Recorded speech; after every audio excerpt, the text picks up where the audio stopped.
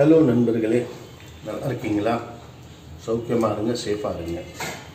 நம்ம வீட்டில் என்னென்ன செடி கொடி வைக்கலான்றது, எப்படி வைக்கலான்றது நம்ம பார்க்க போகிறோம். இப்போ பாருங்கள், பொதுவாக இப்போ நம்ம தோட்டத்தில் இருந்தால் மணி பிளான்ட் மாதிரி இல்லை மொட்டை மாடியில் கொஞ்சம் வெயில் படுற இடமா இருந்துச்சுன்னா கத்திரிக்காய், பாவக்காய், இன்னும் சில மிளகா செடிங்க, கொத்தமல்லி செடிங்க, அது மாதிரி போடலாம்.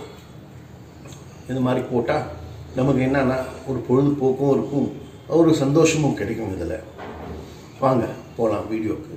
இதோ பாருங்கள், தக்காளி செடி எவ்வளோ அழகாக. தக்காளி நமக்காக, நம்ம வீட்டுக்காக, நம்ம பசங்களுக்காக வந்தது. வெண்டைக்காய் செடியும் அதிலே போடலாம். வெத்தலை செடி கூட போட்டிருக்கு, அதில் கொடி போட்டிருக்கு. உங்களுக்கு வேணும்னா பூச்செடி கூட போட்டுக்கலாம். பூச்செடி கூட போட்டுக்கின்னு அழகாக சாமிக்கு வைக்கிறதுக்கு போகிறதுக்கு வைக்கலாம். வெத்தலை செடி கூட இதில் இருக்குது.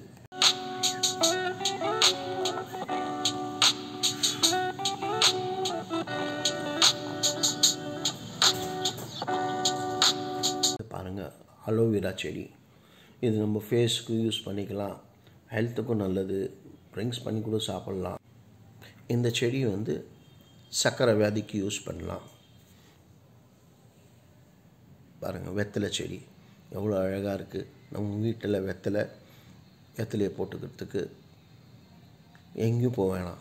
ஓமம் இலை, இது ஜலதோஷத்துக்கும் சளிக்கும் ரொம்ப நல்லது. இதோ பாருங்கள், கத்திரிக்காய் செடி எவ்வளோ அழகாக இருக்குது பாருங்கள்.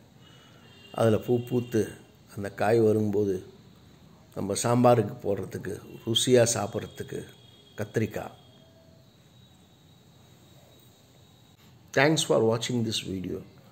எல்லோரும் நீங்களும் உங்கள் வீட்டில் இந்த மாதிரி தொட்டி வச்சு செடி கொடிகள் வைப்பீங்கன்றது ஒரு நம்பிக்கையாக நான் எடுத்து இந்த வீடியோ செஞ்சேன்.